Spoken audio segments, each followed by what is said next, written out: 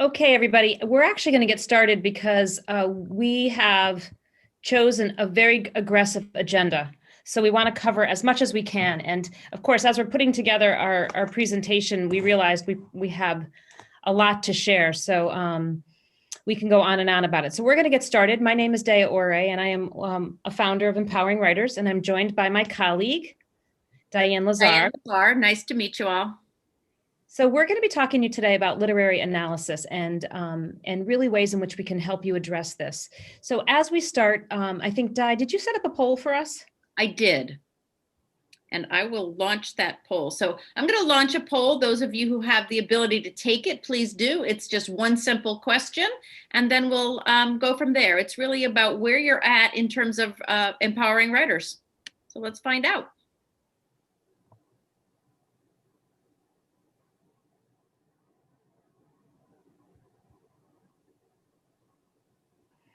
And when Diane said, if you're able to, I think there's some devices that can't actually participate in the poll. So we understand that. If you can, that's great. It just helps us to direct our conversation to see how many of you are familiar with empowering writers language or using it. Are you using materials?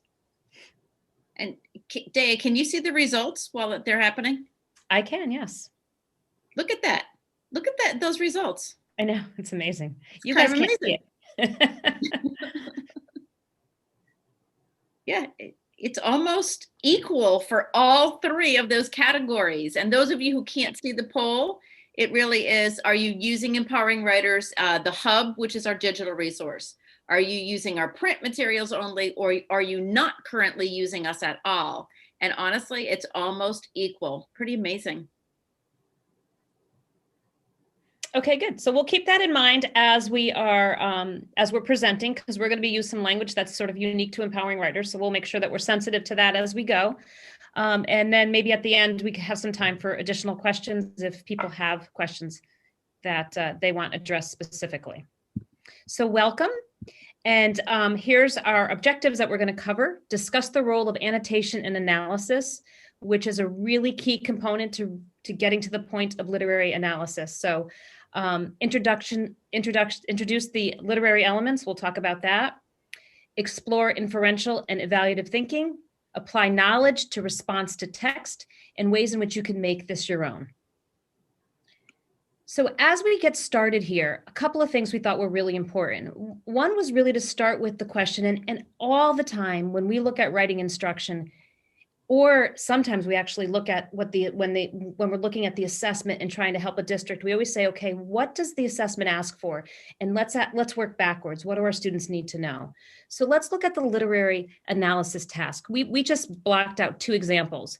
You've read two stories that each took place in a very different place. How did the settings influence the plot in each story? Cite evidence from both texts. So when we read that task, what do our students need to know? Our students definitely need to know stories. They need to understand setting in that particular question and plot. So that's going to be important language that they have in order for them to be able to address this. You've read two stories in which the main character experienced a disappointment. Compare how each character dealt with the setback. Cite evidence from both texts. So in that particular example, we're talking about characters, we're talking about feelings, and we need to be able to look for cite that evidence. So just as we start, it's always good to think about what those literary analysis tasks look like and ask yourself those questions. What do our students need to know? And we're going to go take it a little step further. The literary analysis task is a response to a piece of literature that asks students to analyze and provide evidence in informational expository format. So sometimes students are actually reading narrative pieces and they need to respond in an expository informational tone. In order for our students to understand that, they need to know this. They need to understand that different genres have different organizational frameworks. And you're going to see that little icon with the glasses and the pencil. Those are always our Empowering Writers icons that we use to symbolize reading with author's eyes, annotation and analysis, and that connection between the reading and the writing. If you look at this particular slide, you'll see our organizational frameworks for narrative writing is on the left, and for expository or informative writing, it's on the right. The pillar is what we use.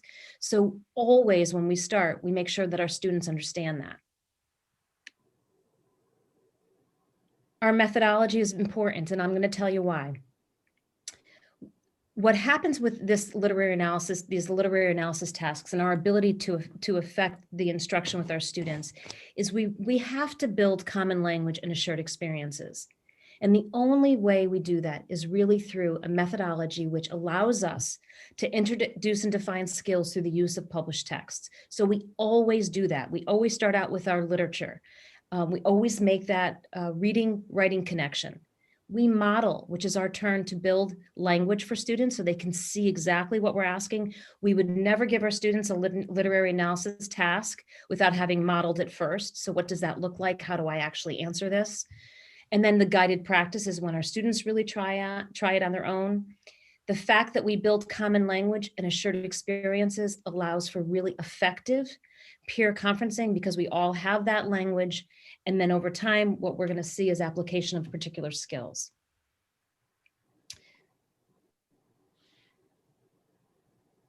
So before we take you into what this really looks like, I want to share one other aspect of empowering writers with you. And I bring this up because this is a huge part of when we launch with any grade level. We spend really the first 4 to 5 weeks of school with what we call the foundations of literacy. And that's making sure that our students understand genre and organization, which includes author's purpose. So what's the genre? How is it organized? Is it the narrative diamond? Is the expository pillar? Those are the graphic organizers that go along with it. What's the summarizing framework? How do I bring those pieces down to the simplest terms? And how do I annotate and analyze this?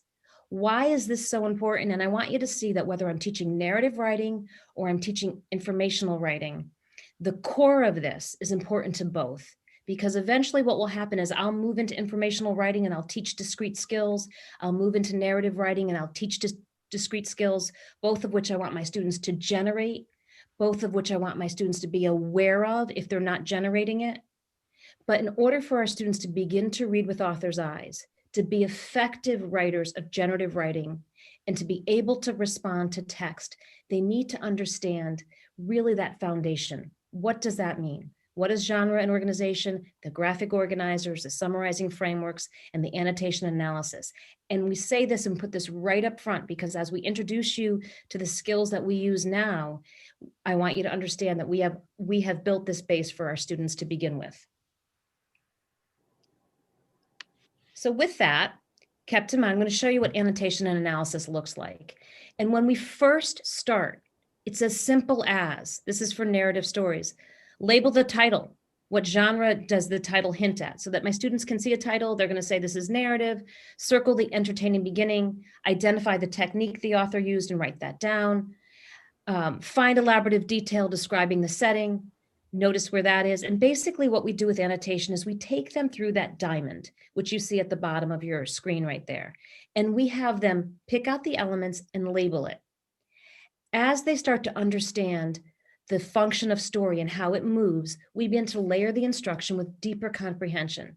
And the deeper comprehension really comes from those literary elements. What's the purpose of the story action, the motivation of the main character? Where is there story tension or conflict?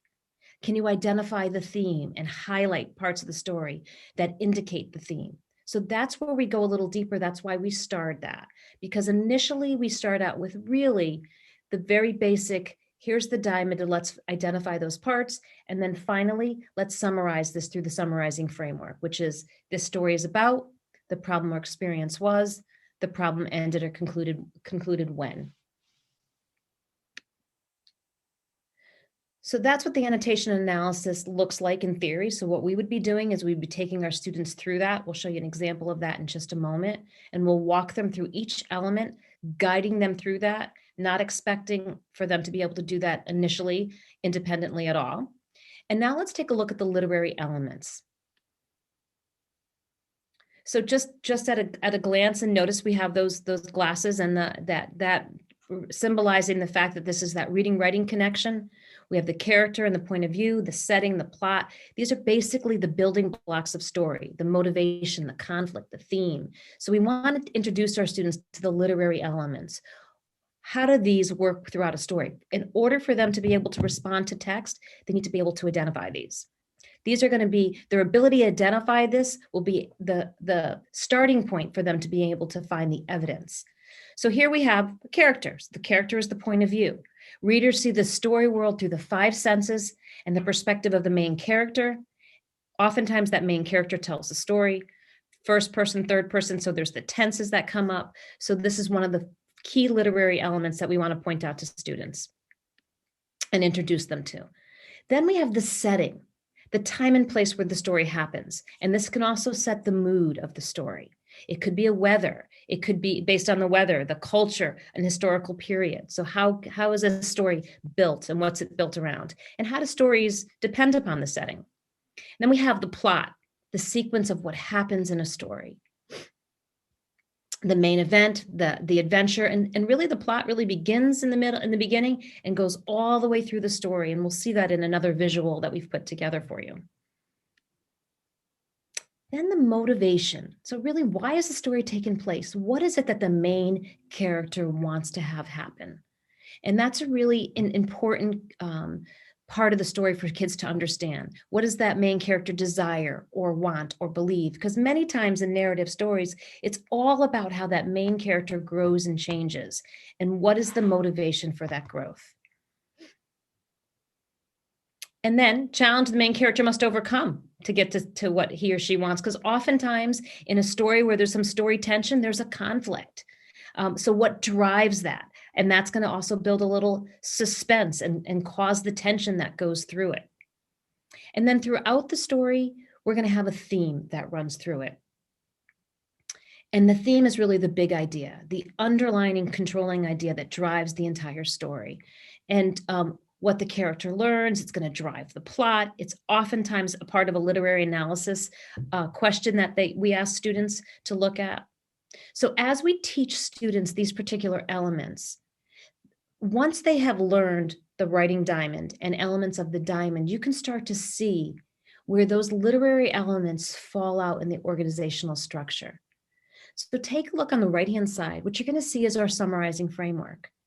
And this story is about the problem, experience, adventure was, the problem was solved. And really the plot runs through all of this.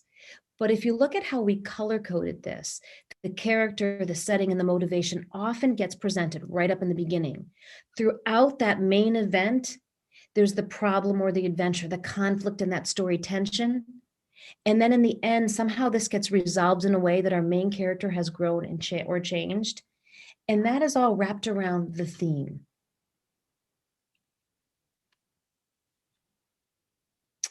So here in this example, I just want you to see what the teacher did here.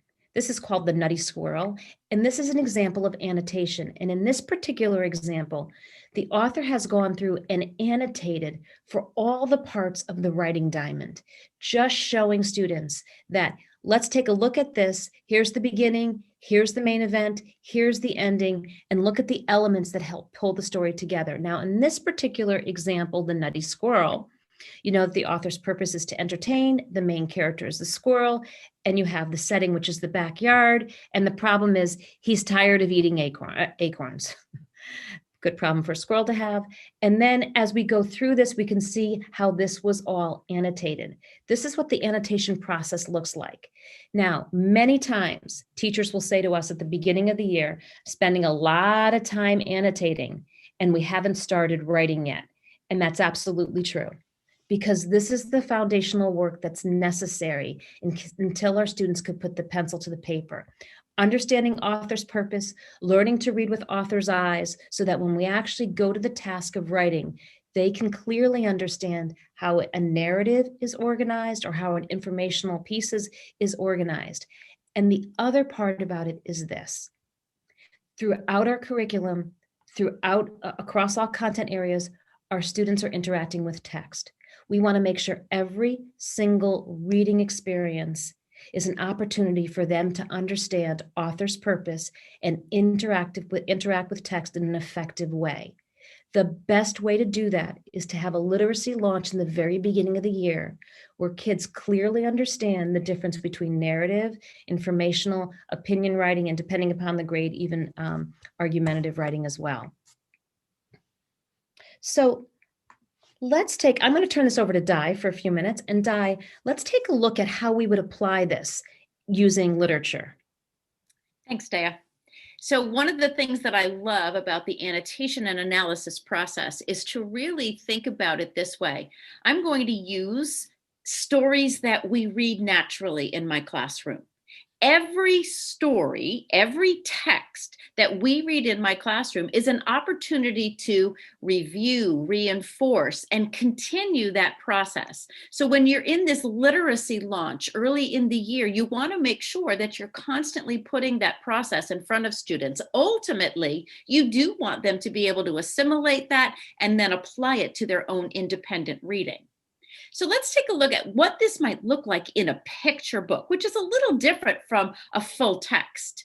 And in a picture book, it usually takes the shape of a narrative. Our shape, the one that we use at Empowering Writers, our graphic tool, is the diamond. It has a beginning, a middle, and end. And every picture book has key literary elements that Daya just shared with us. So let's take a look at this book. It's called The Name Jar by Yang Suk Choi. And the first thing we always want to do is summarize the text. So here's the summary so that you know, if you've never read this before, it's really a beautiful little story. But if you don't know it, here's what it's about. This story is about Yoon Hai. The problem was she was embarrassed by her Korean name and wanted a more American name. The problem was solved when she realized her name was special and it felt just right. So let's now move that from the fact that we can summarize that text using our summarizing framework, and then talk now about how do we analyze that text? What are we going to do with it based upon the fact that we've read it, we've annotated it, we've analyzed it? Here are a series of framing questions that you can use anytime you're reading and responding to literature. And it's really a way of expressing literal comprehension orally or in writing through the use of these questions. And remember, when Daya showed you the two frameworks, so she showed you the diamond and the pillar, well, we're reading a story, and literary analysis requires us to answer in an expository tone. So that can actually be quite confusing for students if we don't lay that out properly. So let's take a look one by one at these framing questions. In terms of this particular story, and really in any story in general, what's really important is this, that students understand that if you change any element of the story, the entire story is altered, isn't it? So whoever is telling the story, the main point of view, that's the eyes that we're looking through. If that changes, the story changes, doesn't it? And one of the things that I love to do with these kinds of framing questions is to pair students up. Now, we didn't ask you what grade level you came from, but if there's teachers out there who are teaching some of the younger grades, these questions can be asked kind of like in a pair share. So one student would ask the question, the other student would answer it, and then you'd certainly switch roles. These questions can be put on sentence strips and shared that way. They can be all in one sheet that you saw a moment ago on my previous slide. But the point is this. Sometimes we start orally with this. We want to build in oral language so that students start to hear how literary analysis goes. We want them to be able to look at that. So here's our first question. Who was the main point of view character?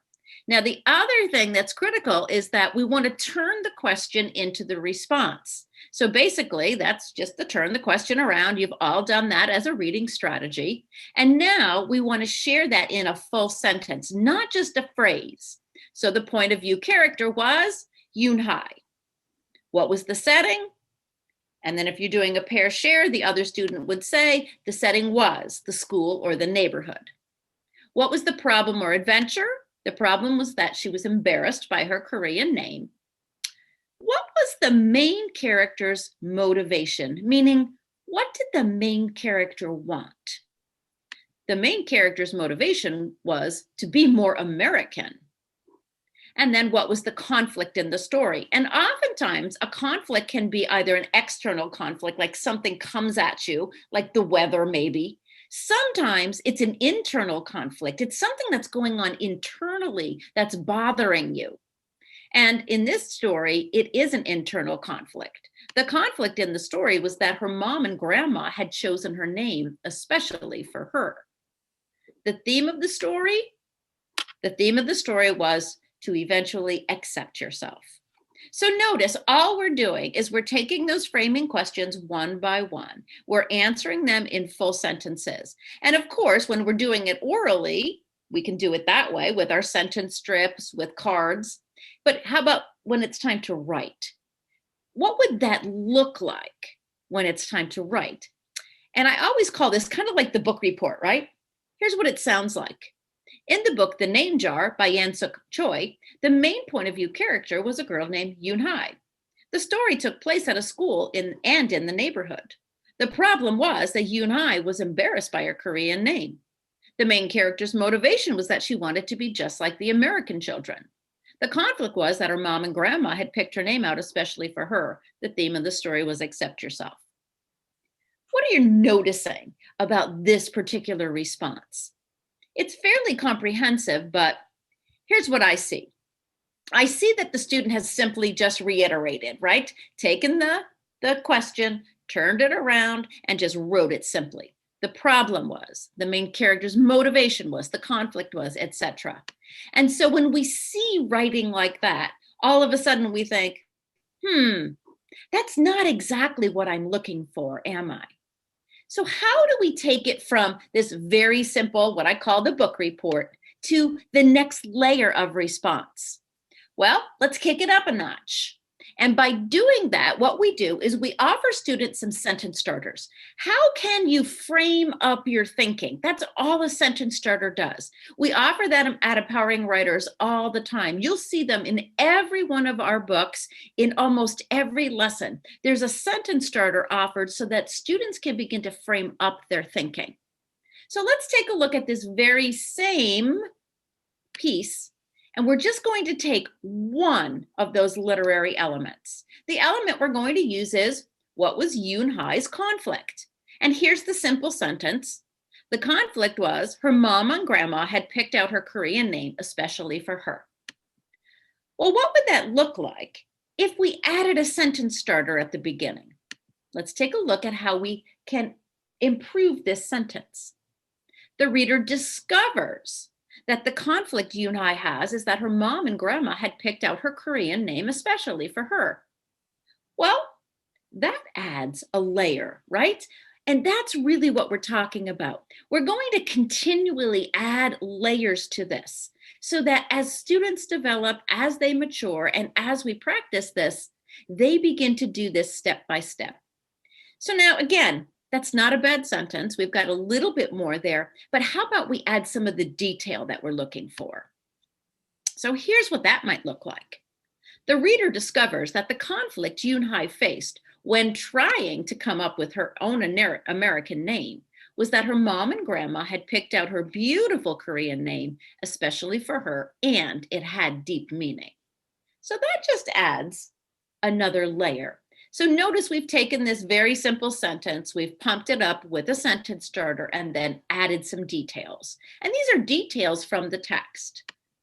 But that's not all. Literary analysis in most instances requires us to take it to the next level by providing that evidence. And when Dea read those two literary analysis tasks, the last thing it says is provide evidence.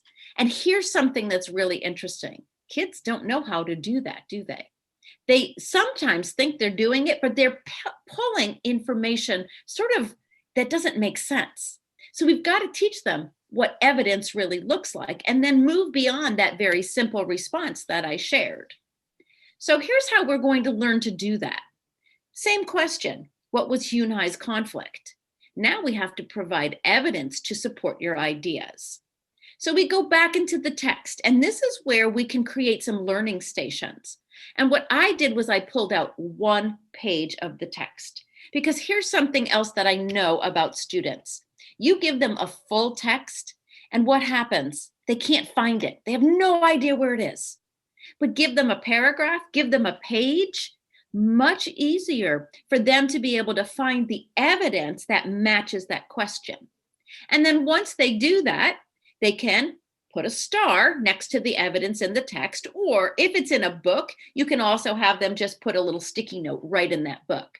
What I love about creating a learning station activity like that is that I can actually photocopy one page of this book, put it inside of a sheet protector, and then have my students go and locate that evidence and then use it within their response. So let's see what that might look like when we're finally able to find that evidence and then use it in our response. So for all of you that are new to, sorry, Di, to interrupt you, but that are new to empowering writers, I just want you to be clear that what Di's doing right now with you, she would be modeling. So she would not be showing you this the way we're showing it to you now. We're doing that in the interest of the time, you're our adult audience. But what she would actually be doing is writing this out loud, talking out loud as the author, and every point that she's pointing out to you, she's pointing out to the student. So this is the modeling portion of it. And again, Di would not put this up there like that, because that wouldn't be the modeling that we want to show students. We want them to see this develop. Sorry, Di. No, absolutely. You're right. This kind of is like the cooking show method, right? It's like, boom, there it is, this beautiful cake. Meanwhile, how did I get there, right? And that's the point of modeling, is that we have to really uncover the thought process as the author. And we have to go through the process with them. So I would either have my chart paper, I'd have my document camera, and this would all be work going on right within my classroom. For you, we've got the cooking show method. So here we go. Here's how we add this all together with that evidence. The reader discovers that the conflict Yoon-Hai faced when trying to come up with her American name was that her mom and grandma had picked out her beautiful Korean name, especially for her, and it had deep meaning. The author shows this. There's another sentence starter to cite our evidence. When Yoon-Hai is at the Korean grocery store and the owner, Mr. Kim, asks her what her name is, she replies, Yoon-Hai, and he knows its meaning. Doesn't it mean grace? She nods and explains that my mother and grandmother went to a name master for it. This conflict, so now why is all that important, right? This conflict keeps the reader engaged as we learn how she solves her problem. So when we're teaching students how to find evidence, we're just going to do it step by step. First step, turn the question into the response. Second step, layer it in with the sentence starter. Third step, add some detail. Make sure that we've added a little bit more from that story, from that original source text. Finally, provide the evidence. And typically the evidence requires some piece or quotation basically pulled directly from that original source text. All right. So that is how we take students and we teach them how to go through those literary elements. It all starts how? With the annotation and analysis process. But, there's a whole nother layer to literary analysis, and it really has to do with inferential and evaluative analysis. So let's just take a look at what that means. When we have students try to create that inferential or evaluative thinking, this is really where it gets hard. Students want to have that literal comprehension, but we're always asking them to go to the next layer. Once again, it's hard work. Inferential thinking really means that we're going to infer something from a story. The author is going to give us a hint, and based upon that hint, we have to make some kind of decision about it. And here's an example of inferential thinking. When Mark told his joke, Claire rolled her eyes and shook her head. Now, the author didn't say that Mark's joke wasn't very funny. The reader infers that the joke wasn't very funny based upon the fact that Claire was rolling her eyes. And that's inferential thinking. I know a lot of you have difficulty with that depending on the grade level that you're teaching. Evaluative thinking is slightly different. In evaluative thinking, we begin to think this way to compare what happened in the story, maybe with something that happens in our own lives. And it really helps us to go to a deeper level of the story when we begin to empathize with the main characters. We understand the story situation better when we can begin to personalize that. It also speaks to social emotional learning when we begin to go into that more evaluative thinking. So again, one of the major points that we use at Empowering Writers, for those of you who don't know us, is we use productive questions in order to help kids to really think like authors and to begin to draw out this kind of response. So those productive questions, to be a deeper thinker, might sound like this. In the story, how did the main character feel about his or her situation? How do you know how that main character felt? That's inferential thinking. Did you ever have a similar experience? When? And how did you feel about that experience? That's evaluative thinking. What did the main character learn from his or her experience? And what did you learn from your experience? And how might you empathize with that character?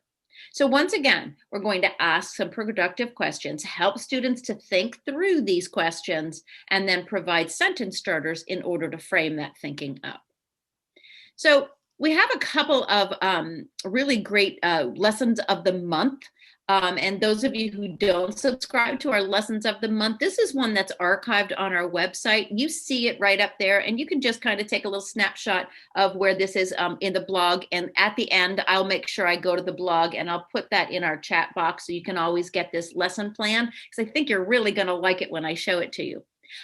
We're using the text "A Sweet Smell of Roses" in this particular lesson plan, but there's another text called "Those Shoes" that both involved inferential thinking. So I just want to show you what happens in this text, "A Sweet Smell of Roses." The objective of the lesson is that students will learn how to dive deeper into the story and increase their comprehension on literal, inferential, and evaluative levels. They will learn not only what happened in the story, but the complexity of why it happened. And so we take the story, "Sweet Smell of Roses," we read through the story, and then we go through those inferential and evaluative questions, along with the literary elements. This is the student's response, and I'm just going to break it down for you a little bit. So here's where the student identified the main character. So the main character is told from the older sister's point of view. And then the motivation. The motivation was driven by the determination for freedom. And then the student goes on to add a little bit of that inferential thinking, that evaluative thinking. If I were in this situation, I would stomp along with no signs of stopping, holding my head high with pride. Notice that the student is connecting to that text. And then, of course, there's the conflict. The author writes about how the group marched past the discriminating words such as "you are not right" and "equality can't be yours." So that's the conflict that comes up. The theme is then uncovered. And the reader now notices that it doesn't matter how old or big you are, but how big your heart is. That's the theme of the story. And that's an amazing response to this particular piece. And then finally, the author of this particular piece reveals a whole nother layer of evaluative thinking. And I just want you to hear how this works. The author uses the following phrase: "There is a sweet smell of roses," to show that as more people gathered and unified, the idea of freedom grows, and so does the scent in the air. Just a really good connection. The illustrator uses black and white pictures. The sketches at the end have a sense of light that come out on the main character's facial expressions. The reader can now conclude that freedom is nearing. So in this particular student sample, once again, We're going to teach students how to have that evaluative and inferential thinking by asking productive questions. All of this is modeled and practiced. And I highly recommend you go and get this particular lesson. Not only is it timely right now, the book is fabulous, The Sweet Smell of Roses, but it's also really laid out beautifully for you step by step. And that's one of the things that I want you to know. Those of you who don't know Empowering Writers, our lesson plans are all objective driven. You saw the objective right here, and then laid out for you step by step. So we've started with that annotation and analysis, and that's the basis. We've looked at literary elements, the inferential evaluative analysis. And now we're going to sort of bring it all back together again in terms of application. Daya, you want to sort of bring that all together for us? Sure. So I think what the point that Di made there, there is clearly a lot of instruction that takes place before students can ever do this well. And there is an understanding of text that they need to have to be able to have this level of conversation, which is why when we do all of that annotation work, as I said earlier, it's so important to revisit this. It's also important to note that common language and shared experiences is what allows us to have these kinds of conversations with students.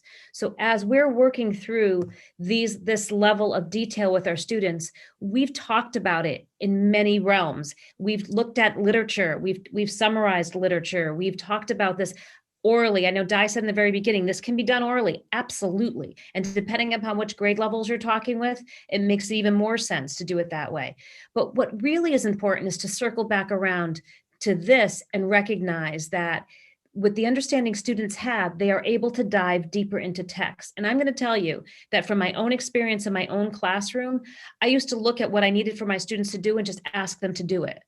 And then realize that even if I talked about text with them without that modeling component, what I showed them what they needed to do and how they were going to get there, the modeling became the bridge. So all of those activities that Diane took us through, and even the great writing that we saw from that student, all stemmed from modeling first.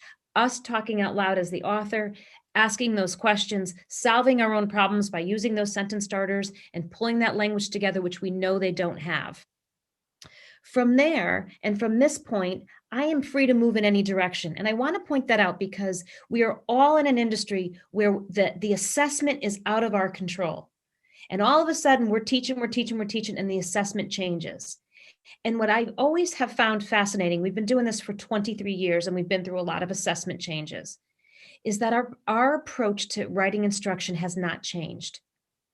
Does it mean that we don't teach directly into what that assessment point is? Absolutely. At some point in the year, we make that adjustment. So when we say, now we've got to talk about what that assessment is. So for many states that we're working in, response to text is something that has really taken the forefront. But what is always very gratifying to all of us at Empowering Writers, it doesn't mean that what we've done before isn't relevant. It really is just about taking the skills students already have and showing them how to apply them to the assessment task.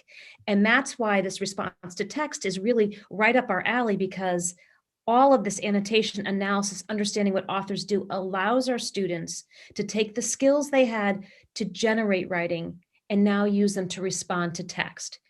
And so with that, we're just going to show you, because we all come from all over the place, the make it your own, the ability to take what we just did with you today and really apply it to the tasks that you have. So anything that we covered in terms of the ways in which we covered it, you can make it your own. We provide you with the teacher background so that you can consider what the assignments are. Always look at what that assessment is asking, what the analysis task is. Go back and ask yourselves, this is a really powerful question.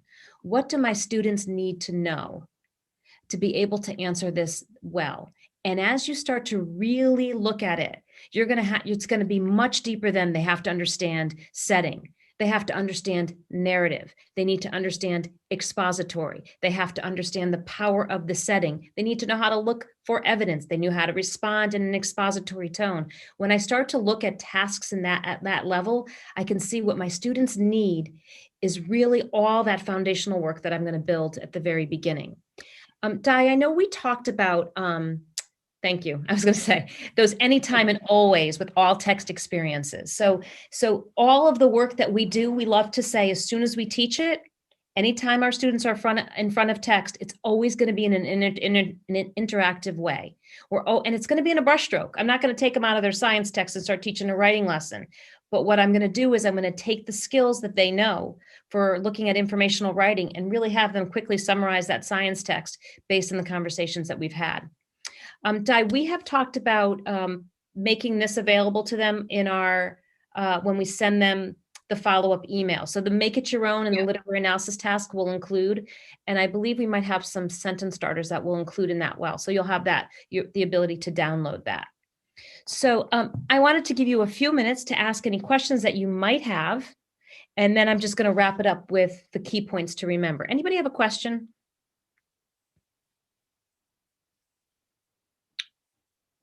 And if you want to type them in, you go right ahead. And in the meantime, methodology. What does the methodology do? It's the dress rehearsal. It builds language. It builds common assured experiences. You're going to have that ability to model this always for your students. So key foundational start is our methodology. Always oral language comes first. So you're not shorting them if you say, let's just talk about it. Great. Because as we start to build language, it's going to move over to writing eventually. The reading-writing connection is always. You can't separate it. At Empowering Writers, we love to say, we don't have a writing block. It's going to expand into all interaction with text. Annotate and analyze. I've talked to thousands of teachers in the last 23 years, and I can't tell you what percentage of them don't understand why that's the foundation of writing. It absolutely is. Understanding what authors do in the purpose. Why are they writing this piece? Why did the author put their pen to the paper for this? It's really key for us moving forward.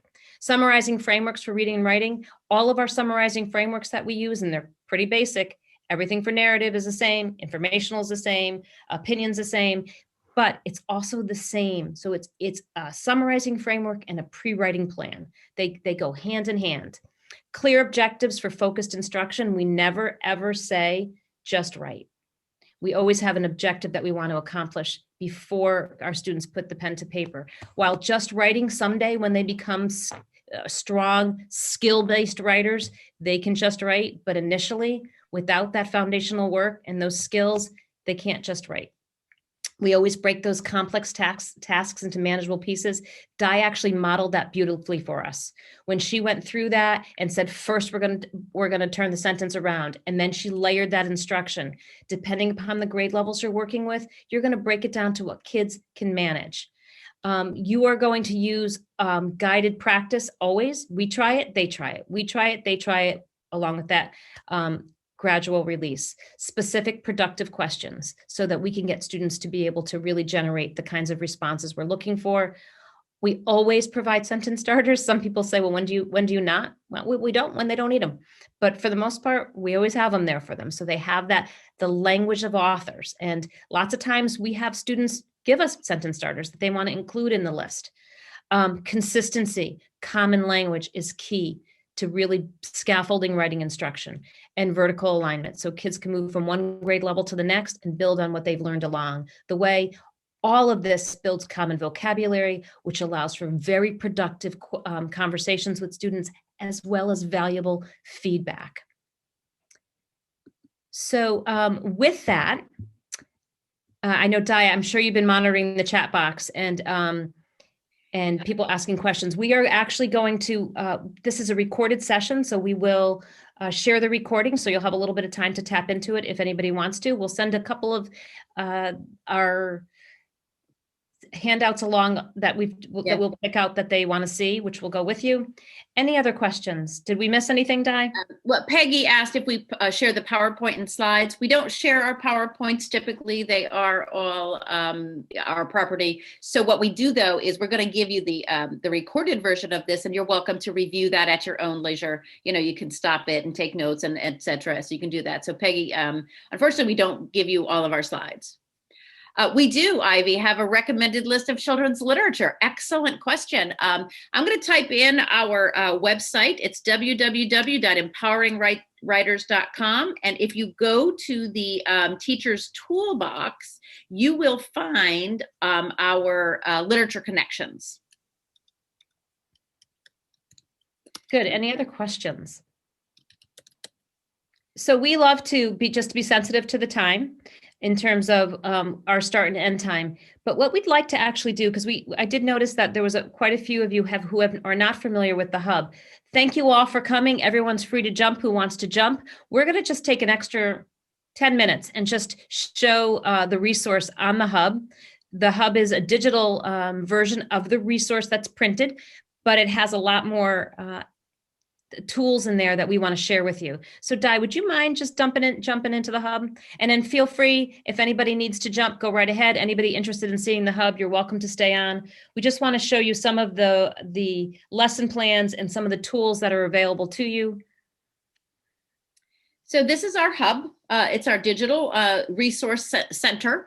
You can see that I am all signed in. You can see my name is all signed in over here. So I have lots and lots of books, but I just want to hop right into this grade 4 narrative guide. We've been talking all about narrative writing. So I just want to showcase a couple of things for you. When you enter into our digital resource, you enter into our planning guide. This is really the best way to start in terms of implementation. Like, what do I need to do? What do I have to understand or learn? So your planning guide is going to help you to sort of sort through the information. And then notice over here that these are the sections of the narrative guide. And as you develop your lesson plans or your curriculum map, you begin to see how we think through every area of the diamond that we shared with you. There's a whole series of professional development videos here that are really for your information, teacher background videos, teacher tip videos, and what's really, really exciting are the modeled lessons. So I like to say that those are sort of coaching on demand opportunities where you can watch a lesson that you're going to teach something similar to it the next day, and you understand the flow of the lesson. You understand the language of empowering writers and how we would approach that particular skill. So that's for your use. But then what teachers are loving are our direct-to-student content and our distance learning content. The direct-to-student content helps you to teach the lesson. And this is where you would literally open up the lesson plan. You'd see that these are all organized by section and lesson. When you open up the lesson plan, you have all of these assets to share with your students. Skill powers, which are like PowerPoints. We also have animated lessons in this particular book. So you'll see there's plenty of opportunity for direct to student content. There's also direct to students so that any of the practice pages are also assignable to your students.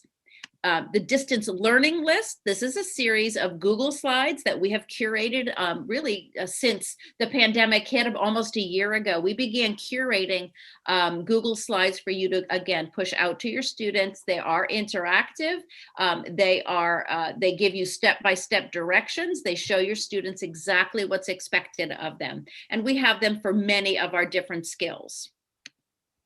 And then right here in this recognizing genre and organization section, that's really where we've spent our time today. And I just want to share with you what you have available. You have all of the work that we talked about, annotation and analysis. We're going to introduce students to the graphic organizers, and we're going to begin to compare writing. And then our response to text, here's our literary analysis pieces. And again, remember, they're all part of a lesson plan. And when we pop into the lesson plan, you see that it is objective driven, it's procedural in nature, and then there's student content on the side. This one happens to have an interactive student lesson and some literary elements, another interactive lesson. And then here are the student pages that you can download and print. Those are available for downloading and printing so that you have everything. Or you can push them out to your students just like this. And you can assign those out to your Google Classroom or your LMS. Anything else, Day, you think we want to share? I know you're. No, actually, if you just go back into the planning guide for one section, somebody asked if they were hyperlinked. So the lessons in that planning guide are not hyperlinked because they're all direct access within the lesson. So when you get in there, you'll be able to so I just want to, would you go to the flip book for a second, Di? Sure. So in every section, there's what we call the flip book. And this is actually a replica of this is an exact replica of the print guide. So those of you who have the print guide are familiar with this. You have it in print, but we've also embedded it within the hub.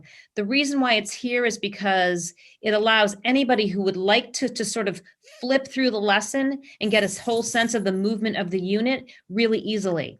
And I'm going to confess that I'm old, and that I like a book in my hand, and I like to flip the pages. And so as we've moved into the digital world and we've moved into all these tremendous assets that we can include, I love it, but I still want to be able to move through the lesson in a way in which I can actually see what the lesson plan looks like. So here's my table of contents. I can take it all in, and then I can flip through that whole entire unit. So for anybody who's hesitant and says, I'm not a digital person, well, I'm not a digital person either. I like to hold a book, but this has really simplified that whole process. And given the fact that we could put so much into the hub, it has really transformed my thinking in terms of how I feel about it, because we can offer so much on-demand coaching to teachers when they're in the unit. The other thing that it has allowed us to do is to really help with fidelity. So those skill powers that are embedded within the hub really are just a tool that we use to guide your instruction so you don't forget what to say, right? How many times do we initiate a new lesson and say, oh, did I cover all the points? Did I say everything that I wanted to say? So we put those skill powers in there really so that it just prompts your discussion with students as they're moving through. So there's a real great value to that. And we continually add to the hub in terms of what teachers are asking for. And it allows us to be responsive to teachers' needs in a way that we can't be with print. And certainly the pandemic has been a perfect example of that. We were able to embed a lot of distance learning lessons to help everybody who needed it at that time. So for those of you who are not familiar with the hub, this is a really fabulous resource. And again, it is set up in the way in which most of Empowering Writers is designed. And we are really all about consistency, assured experiences, and teaching direct skills to our students. So any other questions, feel free to chat them in. We appreciate your time. We know that this is a time when everybody. Yeah. Stephanie has a question, and I want you to read. I want you to read her question. Do you recommend using EW as a standalone reading writing program? We have a separate reading series, but this teaches reading much more explicitly. I teach 4th grade. I'm going to let you address that a little. So to be honest, we started out as a writing program, and all of our resources are basically started as the goal. Our goal was writing. What we found, and I'm going to tell you that how it all started in our classrooms when I first started teaching, and I had no idea how to teach writing. That's where it all began. And that's how we developed this in our own classrooms, because I was struggling terribly. So we really focused on writing. But here's what we realized from the very beginning is that we could never separate the reading experience from the writing experience. So while we don't teach reading skills directly, we absolutely teach strategic reading skills, because in order for you to be able to write as an author, you need to understand all of those components. What was really interesting to us when we started is our goal was to improve our writing, and we were not doing a great job with it. So we created this approach within our own classrooms, not because we had any vision at the time of empowering writers. And what was fascinating was that as our students became much better writers, they became much better readers, and the reading scores started to soar. So as we started to create materials, we realized that we can never separate the reading and the writing. So Stephanie, while you're using your reading program, what we would love for you to do is bring in all of the skill work that you're doing in writing, that we're not going to separate it. And as you start to look at literature and you start to read with what we call author's eyes, all the skills that we provide you in empowering writers is going to move seamlessly through your reading experiences. And certainly our training, we talk about that, and we talk about how do we move from one text to another and what's that conversation sound like. But I would be saying I would be misleading if I told you we were a reading program. However, we impact reading greatly by the way in which we approach our writing. Thanks, Daya. And then just for anyone who's interested, the hub that we just showed you, there is a free trial that you are welcome to go to our website at empoweringwriters.com, and you can register for a free trial for whatever grade level you're interested in. And that is available to you for about 7 days so that you can kind of poke in and around and see the kinds of lessons that we provide, see what you can do with those. And so we'd love for those of you who are not Empowering Writers users to hop up on that free trial. And then on one last note is we do these webinars we try to do them on a weekly basis if our schedule allows. And many times our topics are really topics that teachers bring to us and say, I need a little bit more on this or a little bit more on that. So we are happy and open to any topics that you think you need to help with. We also have a library of these webinars that we've done in the past. So if this is the first time joining us, you can go check out the webinars that we do have.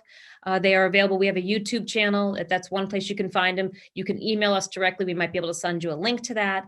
And next week, we actually have a webinar that is on assessment.